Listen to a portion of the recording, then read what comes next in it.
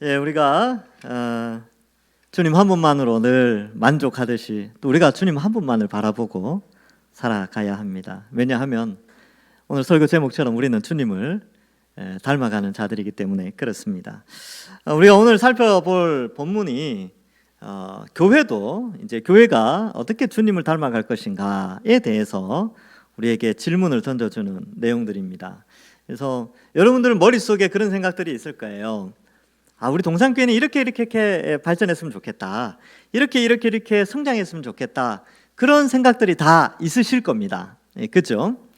그래서 그런 이런저런 이야기들을 들어보면 다 이제 다양하게 교회 발전을 위해서 이야기해 주시는 분들이 많습니다. 그래서 제가 들으면 참 귀해요. 이렇게 교회를 사랑하시는구나. 교회를 아끼시는구나. 자, 그렇다면 우리가 이 성경에서 말씀하는, 즉 하나님께서 성경을 통하여 우리에게 제시해 주는 교회는 어떤 모습이어야 될 것인가? 그러니까 우리가 생각하는 교회 말고요. 우리가 꿈꾸는 교회 말고 하나님께서 성경을 통해서 우리에게 교회는 이래야 된다라고 가르쳐 주는 내용을 먼저 배우고 그 다음에 우리가 원하는 교회를 꿈꾸면 어떨까? 그런 생각을 한번 해보게 되는 것이죠. 그래서 기본이라는 게 굉장히 중요한데, 우리 여기 어르신들도 그렇고 이렇게 탁구 좋아하시죠? 탁구. 근데 탁구 치실 때요, 기본이 중요합니다. 그래서 자세, 그래서 뭐 이렇게 잡고 이렇게 뭐 하는 거, 그 각도 뭐 이런 거 있지 않습니까? 근데 그거를 처음에 이제 마음대로 이렇게 친구들이랑 그냥 이렇게 치면 일정한 시간이 지나면요, 실력이 자라질 않습니다. 왜냐하면 기본이 닦여져 있지 않기 때문에 일정한 수준 이상으로 레벨업을 할 수가 없어요. 그런데 기본이 잘 닦여 있는 사람들은 천천히 실력이 자라는 것 같아도 나중에 한계를 뛰어넘어서 계속해서 성장해 가는 것을 알 수 있습니다. 제가 이걸 어떻게 알게 됐냐면, 저는 그냥 탁구를 막 쳤거든요. 근데 아무리 오래 쳐도 실력이 안 늘어요. 그런데 기본을 잘 배운 사람들은 불과 몇 개월만 지나도요, 실력이 확 자라는 걸 제가 봤어요. 그러면서 깨달은 게 기본이 중요하구나. 기본을 잘 배워야 되는구나. 교회도 마찬가지입니다. 교회가 성장해 나가고 발전해 나가야 되겠지요. 여러분, 우리가 원래 67주년인데 이제 내년 68주년, 69주년 쭉 나가면서 옛날하고 똑같다. 옛날하고 비슷한 모양으로 간다. 우리는 뭐 이렇게 하니까 우리는 옛날부터 원래 이랬으니까 우리는 늘 이래야 된다. 그게 아니잖아요. 다 발전했으면 좋겠다. 교회가 성장하고 좀 더 성숙하고 하나님께 더 기뻐하는 그런 교회가 되었으면 좋겠다라고 생각을 한단 말이죠. 저도 마찬가지입니다. 아이들이 자라가듯이 교회도 꾸준히 계속 자라가야 되는 것이죠. 그런 의미에서 오늘 본문은 교회가 어떻게 성장해 나가야 되는가, 그리고 교회가 예수 그리스도를 닮아야 된다고 하는데 어떠한 모습으로 닮아가야 되는가에 대해서 그 방향성을 좀 제시해 주는 것으로 보여집니다. 그래서 함께 본문을 살피면서 우리 동산교회는 이 시대에 이렇게 좀 발전했으면 좋겠다, 그런 성경을 기본으로 해서 우리가 꿈꾸는 교회를 한번 생각하면서 본문을 살펴보겠습니다. 12절에 보면 사도들의 손을 통하여 민간의 표적과 기사가 많이 일어나며 믿는 사람들이 다 마음을 같이하여 솔로몬 행각에 모이죠.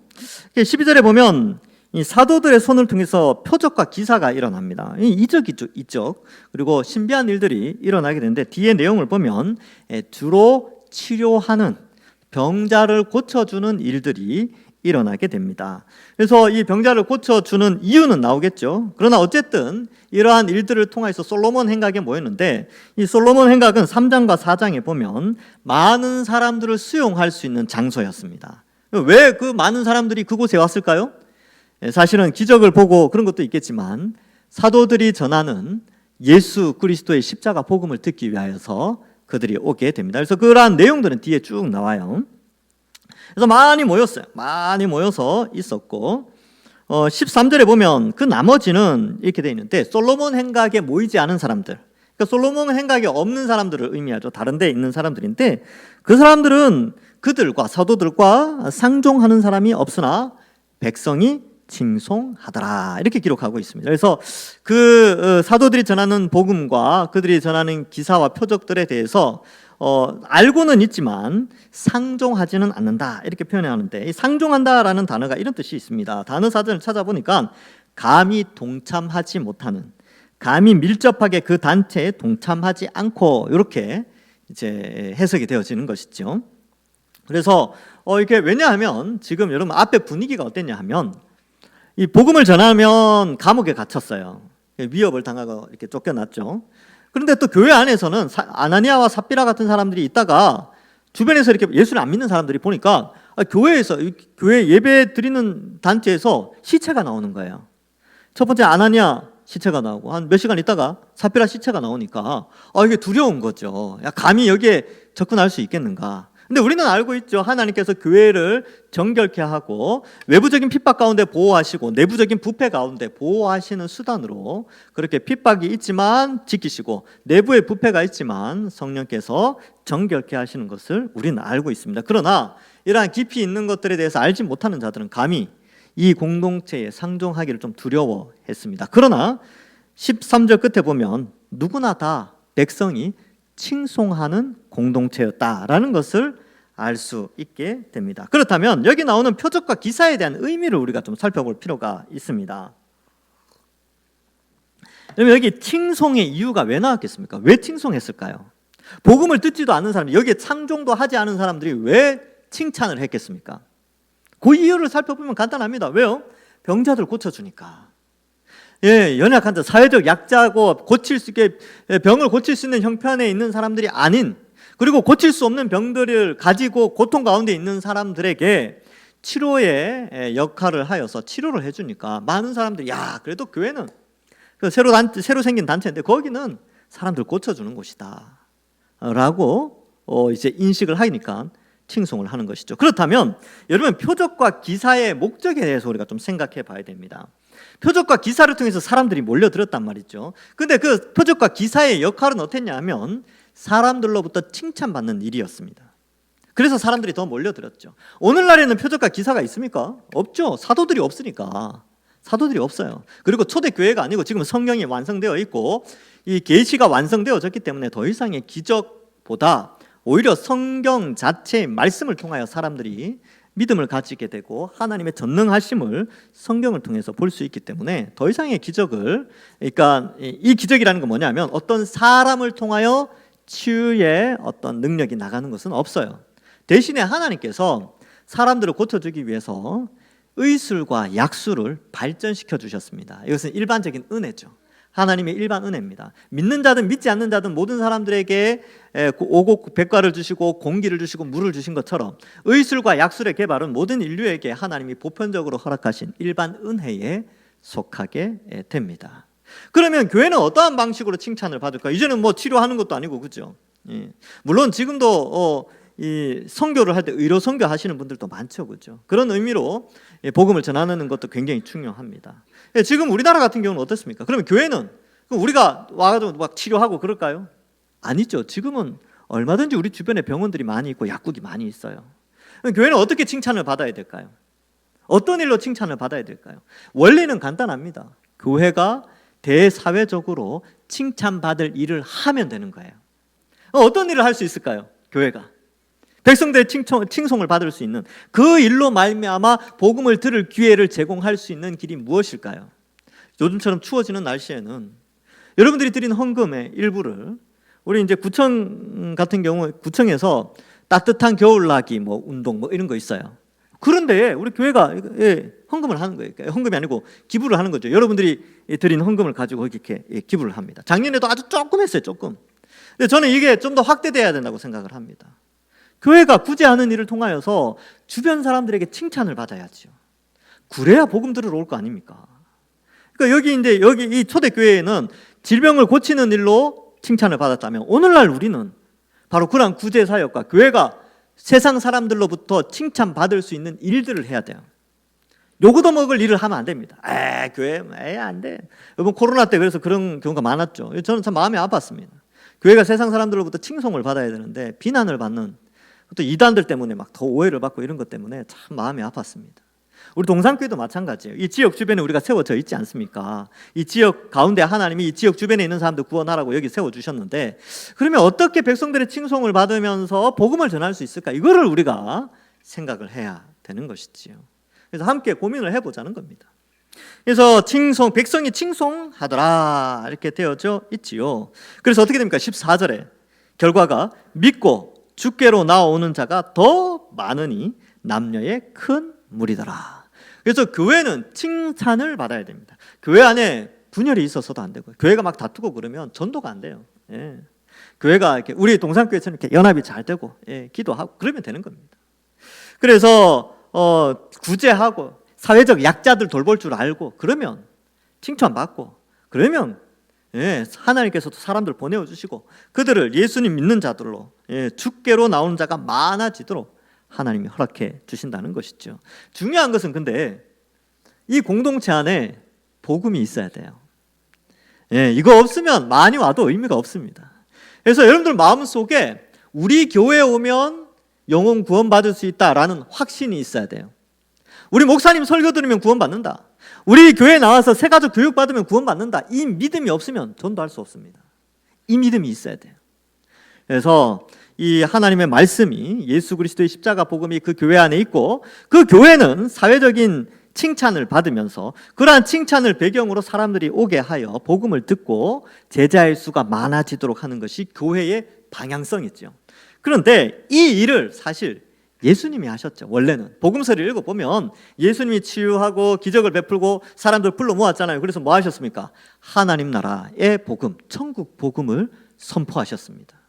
그래서 예수님께서 많은 사람들을 불러 모아서 한 주된 목적은 기적을 베풀기 위해서 모은 게 아니라 하나님의 말씀을 선포하기 위해서 사람들이 몰려든 것이죠. 물론 온 사람들의 목적은 좀 달랐을 수도 있지만 온 사람들에게는 바로 복음을 전하셨는데, 이 초대교회가 바로 그 일을 감당했습니다. 당연하지요. 왜냐하면 예수 그리스도는 우리의 교회의 머리 되시고 교회는 그리스도의 몸이기 때문에 그리스도의 사역을 당연히 교회가 해야 되는 것이 마땅하기 때문에 그렇습니다. 그리스도의 사역은 뭡니까? 약자들을 돌보고 그것을 통하여서 복음을 전하고, 그 복음을 전하여 제자들을 많이 불러 모으는 이 일을 예수님이 하셨듯이 교회가 그 사역을 이어받아서 해야 되는 겁니다. 왜냐하면 교회는 예수님의 몸이기 때문에 당연히 그 일을 해야 하는 것이죠. 그래서 여기에 보면 15절과 16절에 보면 심지어 병든 사람을 메고 거리에 나가 침대와 요 위에 누이고 베드로가 지날 때에 혹 그림자라도 누구에게 덮일까 바라고. 근데 15절 16절은 12절에 나오는 표적과 기사에 대한 보충 설명인데, 사람들이 많이 왔어요. 그래서 베드로가 지날 때 그림자라도 덮였으면 좋겠다. 이건 약간 좀 신비주의적인 요소가 있는데 실제로 그림자가 덮여서 나았다는 내용은 아니에요. 이러할 정도로 사람들이 간절함으로 교회 공동체로 찾아왔다는 것이죠.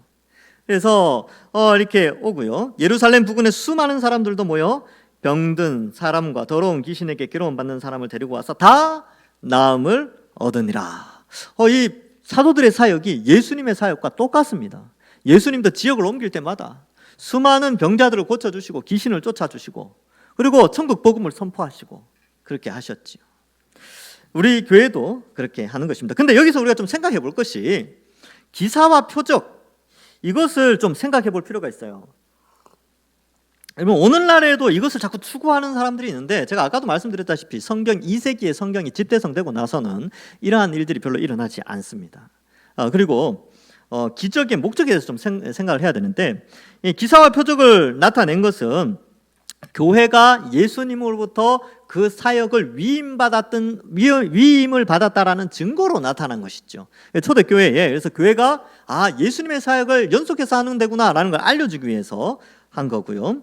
그 다음에 교회가 그리스도의 사역을 중단하지 않고 계속 이어가고 있다는 상징성, 그리고 이러한 기적과 표적은 그 목적이 바로 복음 전파, 영혼 구원에 있다라는 것이 이 기적의 목적이죠. 그러니까 기적을 목적으로 추구해서는 안 되고, 그 기적이라는 사건을 통하여 이 복음이 잘 전파되도록 해주는 것이 의미가 있습니다. 또한 이것은 백성의 칭송을 듣는 수단이기 때문에 오늘날 아까처럼 그렇게 적용할 수가 있지요. 근데 오늘날 막 그런 여러분들 그런 사람들이 있어요. 야, 누구한테 기도받으면 병 잘 낫는다 하더라. 누구 찾아가면 신유의 은사가 있다 하더라. 여러분 그런 데 가시면 안 됩니다. 왜냐하면 그것은 성경적이지도 않고요. 그런 곳에서 이야기하는 것들이 거의 다 이단 온갖 사설들이 많아요. 그래서 절대로 가지 말고 함부로 기도받으려고 해서는 안 됩니다. 성경도 그것을 명확하게 하였기 때문에 몇몇 구절을 통하여서 이러한 부분들을 가르쳐주고 있어요. 야고보서 5장 14절에 보면 너희 중에 병든 자가 있느냐? 그는 교회의 장로들을 청할 것이요 그들은 주의 이름으로 기름을 바르며 그를 위하여 기도할지니라. 이때의 장로는 목사와 장로거든요. 그래서 목회자들한테 뭐 장로님들 다 찾아가면 좋겠지만 장로님들 바쁘잖아요. 그러니까 교육자들한테 연락해서 기도 받으시고 기름을 바르며라고 되는데 이 기름 바르는 것이 치료행입니다. 상처를 닦아내고 소독하는 역할을 이 기름이 했어요. 그러니까 기도를 받고 그 다음에 의술을 사용하는 것이 병들었을 때의 우리의 모습임을 성경이 가르쳐주고 있어요. 그러니까 의사 필요 없다. 어디 가서 기도 받으면 된다. 어디 기도원 가고 막 그러지 말라는 거예요. 그것은 성경적인 모습이 아닙니다. 하나님이 기뻐하시는 모습이 아니에요. 옛날에 많이 가셨죠. 몰랐으니까. 그때는 몰랐으니까. 근데 성경에서는 그래서 우리에게 가르쳐주고 있는 것입니다. 그래서 바울 사도도 마찬가지죠. 이제부터는 물만 마시지 말고 내 위장과 자주 나는 병을 위하여 포도주를 조금씩 써라. 이 디모데전서 5장 23절에 이 내용을 말씀하고 있습니다. 그래서 여기 나오는 포도주가 나오는데 이 당시에 약이 없었으니까 아마 디모데가 위장병이 좀 있었나 봅니다. 그러니까 그러한 것들을 치료하는 목적으로 치료제로서 약으로서 쓰라는 것이지요. 즐기라고 마신 거 아닙니다. 마시라고 한 거 아닙니다. 오해하시지 마시기 바랍니다. 약으로서 쓰는 거죠. 그러니까 약술을 쓰라는 거죠. 그리고 여러분 우리가 이렇게 생각할 수 있어요. 아니 그 의술 이제 이런 기적들은 사도 시대에 있었던 건데 맞습니다. 그러나 지금도 있을 수 있지 않습니까? 이렇게 생각하는데 초대교회 초창기에는 있었지만 후반기에는 없었어요. 그리고 바울도 마찬가지입니다. 사도행전을 읽어보면 우리가 계속 살펴볼 후반기 이제 9장 이하 2부 사도행전 2부 파트에서 바울 사역이 나오는데 바울과 바나바를 통해서 기적의 사역이 일어나지만 사역 후반부에는요 기적이 없어요. 오히려 바울 사도가 병든 사람들을 내버려 둡니다. 디모데가 이제 믿음의 아들이잖아요. 근데도 어때요? 대사도 바울, 신약 성경 거의 절반을 가까이 쓴 대사도 바울이 그냥 기도해서 낫게 해주면 얼마나 좋습니까? 사도행전에 보면 온갖 병을 다 낫게 하는데, 근데 디모데는 안 고쳐져요. 그냥 약 써 이렇게 말하죠. 또 한 사람도 등장합니다. 디모데후서 4장 20절에 보면 에라스도는 고린도에 머물러 있고 드로비모는 병들어서 밀레도에 두었노니 이렇게 기록하고 있어요. 드로비모 역시 바울의 사역을 돕는 자였는데 밀레도에서 사역하는데 병들었어요. 그러면 그 기도해가지고 치료의 은사 뭐 이런 거 있잖아요. 이 치유의 은사를 통해서 바울은 충분히 그렇게 할 수 있거든요. 낫게 할 수 있는데 그렇게 하지 않았어요. 왜요? 그의 선교 사역을 위하여. 그리고 약이 있으니까 약 쓰면 되니까 그냥 병든 채로 내버려 뒀다니까요. 그러니까 이러한 것들을 보고 또 바울 사도도 마찬가지죠. 자신의 육신의 가시를 위하여 3번이나 기도했는데 하나님이 안 들어주셨어요. 그러니까 여러분 이 사도들도 이렇게 하나님께 기도하고 약을 쓰고 했는데 우리 21세기 살아가면 우리 하나님께서 일반 은총으로 의수가 약수를 이렇게 발전시켜 주시고 목회자를 통해서 기도하게 하시고 하는데 이상한 데 가가지고 난 병원 갈 필요 없어, 약 먹을 필요 없어, 이상한 데 가서 기도 받고 그러지 말라는 것입니다. 성경적이지 않습니다. 잘 명심하시기 바랍니다. 물론 지푸라기라도 잡고 싶은 심정은 이해합니다. 그 지푸라기를 하나님 손을 잡으셔야 돼요. 그리고 병이 들었을 때는 하나님의 이유가 있습니다. 이유가 있어요. 그리고 우리가 노화되면서 일어나는 병들은 그거는 누구도 막을 수 없는 거예요. 성경 속에서 영원히 우리가 엘리야나 그죠 에녹처럼 그렇게 승천하지 않는 이상은 그냥 일반적으로는 그냥 다 생을 그렇게 살아가게 돼 있는 것입니다. 그리고 또 병에 대한 오해들이 간혹 있어요. 그래서 이 병을 마귀가 다 주는 것이다 이렇게 주장하는 이단들도 있습니다. 그렇지 않아요. 하나님이 병을 주실 때가 더 많아요. 성경을 읽어보면 성경에 구약 성경에 특별히 많이 나오죠. 백성들이 죄를 지었을 때 아니면 미리암 같은 경우는 모세에게 반역을 하죠. 그러니까 한센병이 들리잖아요. 우시아도 교만해서 한센병이 걸리고 또 병이 걸리고 다윗이 교만하여서 인구도사하였을 때 전염병이 돌고 그 병 다 누가 주셨습니까? 하나님 주신 거죠. 그러니까 모든 병은 다 마귀가 줬으니까 나사렛 예수 그리스도의 이름으로 마귀야 물러가라 이렇게 하면 안 된다. 그 병이 하나님 주신 거면 어떡하려고 그럽니까? 그죠? 그러니까 함부로 병에 대해서 판단해서도 안 되고요. 또 너무 또 이 오해해서도 안 돼요. 이 병은 뭐 아무것도 아니지. 근데 때로는 죄를 생각나게 하려고 주시는 병도 있을 수 있어요. 그래서 늘 죄를 짓는데 아프게 해서 죄를 못 지게 한다든지 뭐 이런 경우도 있을 수 있어요. 그리고 앞서 나왔다시피 이 귀신에 의해서 들리는 병도 있을 수 있습니다. 이 복음서에 보면 그런 내용들이 나오죠. 근데 여러분 우리가 그게 하나님이 주신 건지 귀신에 의한 건지 아니면 뭐 또 부주의에서 오는 것도 있을 수 있어요. 이렇게 추운 날 여러분 반바지에 반팔 입고 다니면 어떻습니까? 감기 걸리죠. 그거는 뭐예요? 귀신이 준 겁니까? 하나님 준 겁니까? 그건 자기가 관리를 잘못해서 그래요. 예. 그 관리를 잘못해서 그런 경우도 있어요. 부주의함으로 인해서 오는 질병도 있어요. 근데 그걸 알 수 있어요, 없어요? 몰라요. 모릅니다. 그냥 그렇게 될 수가 있는 것이죠. 하나님의 섭리가 있겠죠. 연단시키는 방법일 수도 있고요. 우리가 또 그런 병을 통해서 겸손해질 수 있는 수단이 될 수도 있고, 또 우리가 죄를 한번 돌아보는 수단이 될 수도 있고, 하나님께서 어떠한 것들을 깨달으라고 아니면 건강관리 잘하라고 주시는 메시지일 수도 있는 겁니다. 그러니까 모른다니까요. 그러니까 함부로 판단하시면 안 돼요. 그래서 교회 안에서 누가 다쳤다 그러면 뭐 그런 거 있잖아요. 이렇게 뭔 죄를 지었나? 목사님이 아프대. 세상에 목사님 내가 그럴 줄 알았다고. 내 기도 안 할 때 알아봤다고. 뭐 그렇게 이제 막 평가를 한다든지 함부로 그렇게 절대로 판단하시면 안 됩니다. 그래서 이 병에 대한 오해들 조심하시고, 병이 들면 성경은 그것이 왜 생겼느냐가 중요하지 않아요. 병이 들었으면 기도받고 치료 잘 받으면 된다. 이게 성경적인 내용입니다. 잘 기억하세요. 예. 자, 그래서 이제 치료를 하게 되지요. 이제 17절 이하가 중요합니다. 17절 이하에 이렇게 칭찬을 받음에도 불구하고 대제사장과 그와 함께 있는 사람, 즉 사두개인 당파가 다 마음에 시기가 가득하여 일어나서 사도들을 잡아다가 옥에 가두게 됩니다. 그래서 이 17절 18절이 나오는데, 왜 가두었느냐 하면 시기가 가득하여 이렇게 되어져 있지요.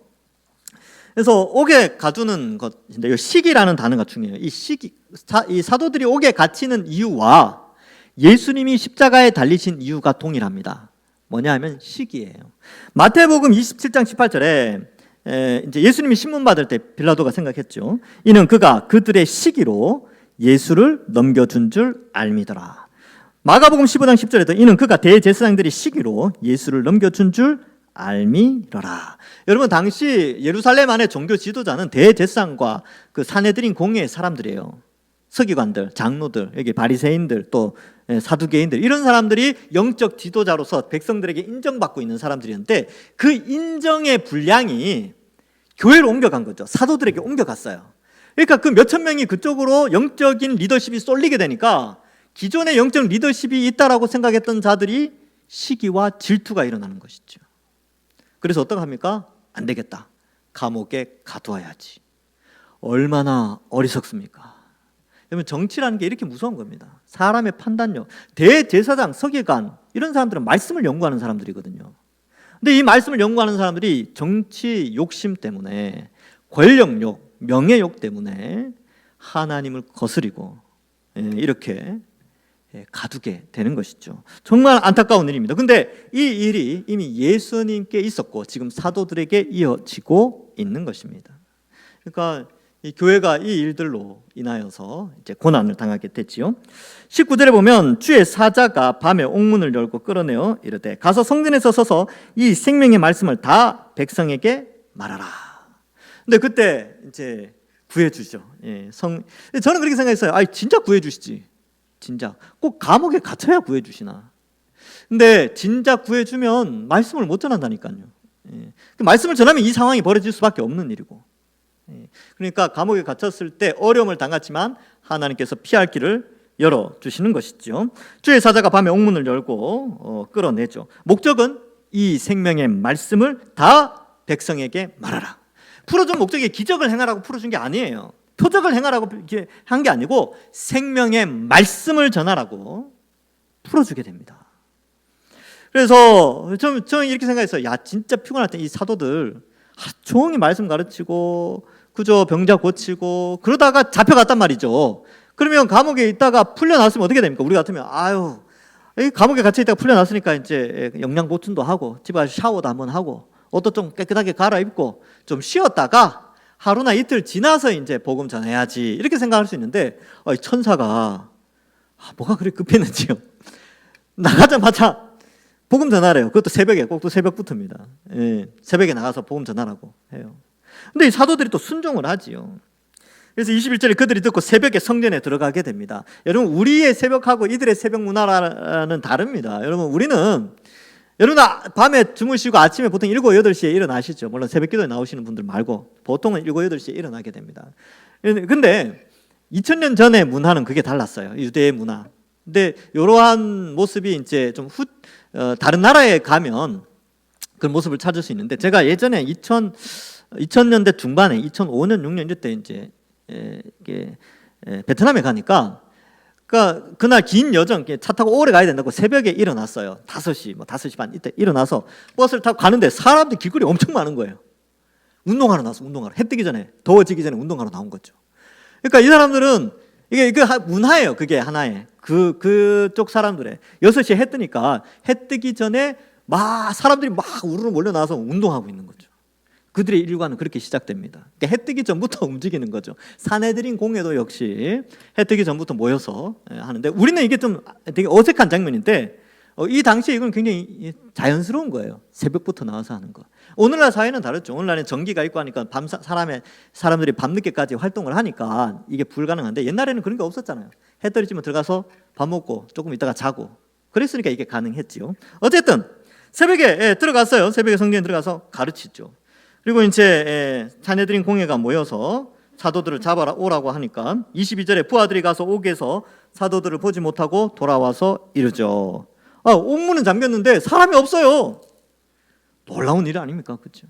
마술도 아니고 깜짝 놀란 거죠. 그래서 24절에 반응이 나옵니다. 성전 맡은 자와 제사장들이 이 말을 듣고 의혹하여 이 일이 어찌 될까 하더니, 이렇게 되는데 이 의혹하여라는 단어가 몹시 당황해하다, 당혹스러워하다 이런 뜻입니다. 두려웠겠죠. 두려웠겠죠. 분명히 가뒀는데 없어졌으니까. 또 문을 지키는 감옥 지기가 있음에도 불구하고 사람들이 사라졌으니까 당황했을 것입니다. 그러한 것들을 볼 때에 정말 이 예수님과 아주 비슷해요. 예수님도 이렇게 했는데 사람들이 많이 당혹해했죠. 이렇게 십자가 앞에서 당당하게 걸어가는 모습을 보면서 당혹해하고 그런 모습들을 생각해 볼 수 있습니다. 어쨌든 여기에 보면 25절에 사람이 와서 알리되 벗어서 옥에 가두었던 사람들이 성전에 서서 백성을 가르치더이다 하니, 당혹스러운데 더 당혹스러운 말을 하게 됩니다. 사람 없어진 것도 참 놀라운데, 감옥에서 탈출하면 보통 도망가잖아요. 그렇죠? 탈출했다 그러면 어때요? 도망하면서 살아야 되잖아요. 다시 잡힐까 봐. 그런데 이 사도들은요, 잡힐 것을 뻔히 알면서도 성전에 가서 다시 메시지를 전하는 거죠. 그러니까 이 대제사장들과 성전 맡은 자들과 거기 산헤드린 공회 안에 있는 사람들이 이 장면을 보고 속으로는 굉장히 두려워했을 거예요. 도대체 이 사람들은 무엇인가? 감옥에 가두어 넣어서 풀려나면 보통 다시 안 잡히려고 하는데, 이 사람들은 다시 잡히려고 또 복음을 전하고 있거든요. 그러면서 두려워하는 것이죠. 26절에 성전 맡은 자가 부하들과 같이 가서 그들을 잡아왔으나 강제로 못하면 백성들이 돌로 칠까 두려워함이로라. 여러분, 이 장면 참 아이러니하지 않습니까? 사도들은요 담대하게 복음을 전해요. 두려움이 없습니다. 대제사장과 서기관, 사두개인, 이 사람들이 몇 달 전에 예수님 죽인 사람들이에요. 그리고 사도들은 어때요? 자기들은 예수님의 제자거든요. 그러면 이 산헤드린 공회가 자기들을 감옥에 가둘 뿐만 아니라 죽일 수도 있다는 사실을 알고 있다니까요.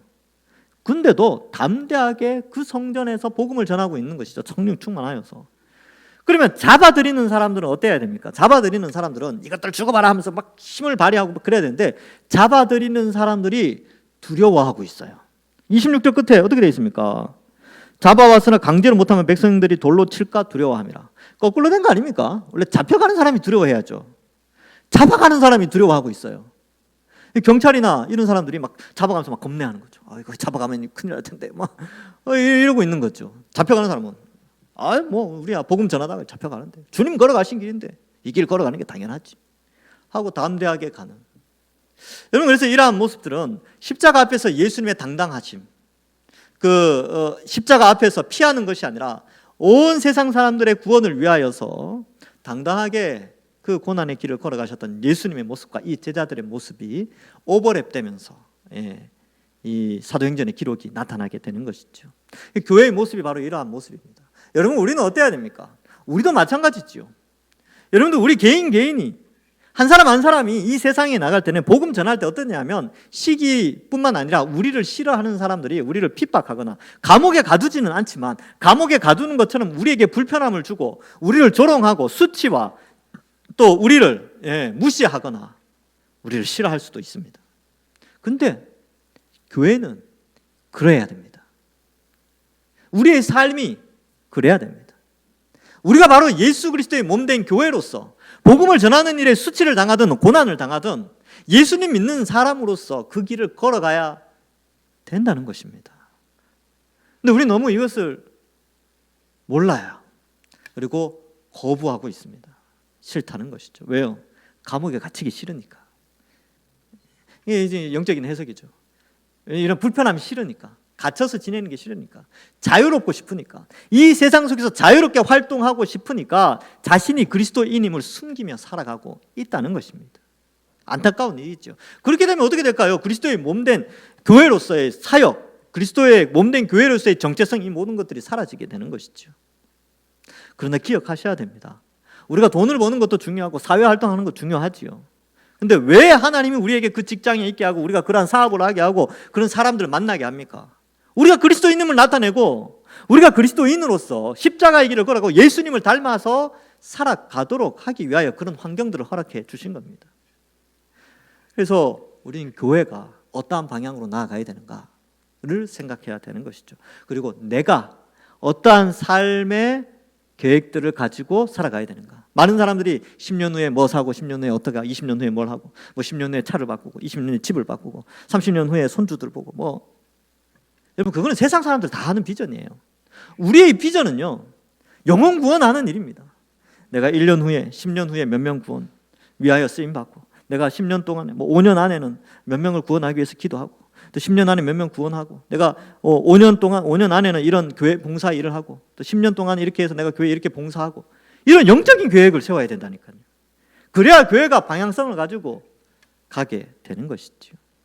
우리 한 사람 한 사람의 신앙의 회복, 그리스도를 닮아가는 삶의 여정을 통하여서 그러한 여정, 한 사람 한 사람의 그 삶의 성경적인 그런 계획들이 차곡차곡 쌓일 때 동산교회는 성장하고 부흥하고 발전하게 됩니다.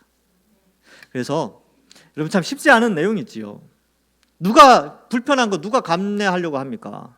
편하게 신앙생활 하고 싶지요. 그러나 성경을 통해서 하나님은 우리에게 신앙생활은 좀 불편한 것이다, 또 좀 어렵다, 때로는 수치를 당하고 때로는 감옥에 갇히고 때로는 뭐 이제 다음 주에 살피겠지만 매도 맞기도 하고 조롱도 당한다. 그러나 교회는 그렇게 성장해 왔다는 것을 말씀해 주고 있습니다. 말씀을 맺습니다. 여러분, 오늘 설교 제목이 예수님을 닮은 교회입니다. 예수님을 닮아 예수님의 사역을 잘해서 백성들로부터 칭찬을 받아 복음을 전하는 그런 좋은 영향력을 가진 교회로 우리 동산교회가 성장해 가야 됩니다. 뿐만 아니라 그렇게 많은 사람들에게 복음을 전하고 때로는 진리를 전하면서 어려움을 당할 수가 있습니다. 교회 봉사하는 것도 마찬가지고 바깥에 나가서 전도하는 것도 마찬가지입니다. 봉사하고 전도하면요, 어려움을 당해요. 아무 일도 안 하면 아무 어려움도 없습니다. 그러나 주의 일을 하면 어느 순간 사역이 막히기도 하고 조롱도 당하고 어려움이 당할 때가 있어요. 그러나 그것이 주님을 닮은 사람의 모습이요 교회의 모습이라는 사실을 알고, 때로는 신앙생활하면서 힘든 일이 있으시죠? 힘들 때마다 내가 주님을 닮아가는구나, 이렇게 생각하시고 위로받으시고, 앞으로 여기 계신 모든 분들은 하나님으로부터 하늘의 칭찬과 명성과 존귀, 하늘 상급으로 예수님 닮아서 신앙생활 잘하셔서 그러한 축복을 받으시는 모든 주의 백성들 되시길 주님의 이름으로 간절히 축원합니다. 기도하겠습니다. 하나님 아버지, 은혜를 감사합니다. 우리를 택하여 구원하여 주시고 하나님 나라 백성 삼아 주시니 감사합니다. 이제 우리 동산교회도 오늘 말씀처럼 백성들에게, 많은 사람들에게 칭찬받는 교회 되게 하시고 구제하는 일에, 칭찬받는 일에 앞서서 일하며, 또한 우리 교회로 말미암아 많은 영혼들이 와서 복음 듣고 구원받는 은혜의 역사가 있게 하여 주옵소서.